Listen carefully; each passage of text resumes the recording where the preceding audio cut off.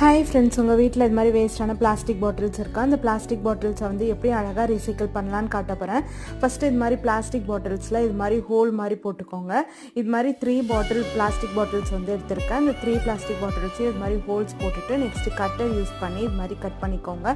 இதோட detailed video வந்து நம்ம யூடியூப் சேனலில் ஷேர் பண்ணியிருக்கேன், செக் பண்ணி பாருங்கள். நம்ம யூடியூப் சேனலில் நிறைய best out of waste craft வந்து ஷேர் பண்ணிகிட்ருக்கேன், செக் பண்ணி பாருங்கள். நெக்ஸ்ட்டு அக்ரலிக் பெயிண்ட்டை வந்து ஸ்பாஞ்ச் யூஸ் பண்ணி டேப் பண்ணிவிட்டு ஜூட் ரோப் எடுத்து இந்த ஹோல்ஸில் வந்து இன்சர்ட் பண்ணிடுங்க.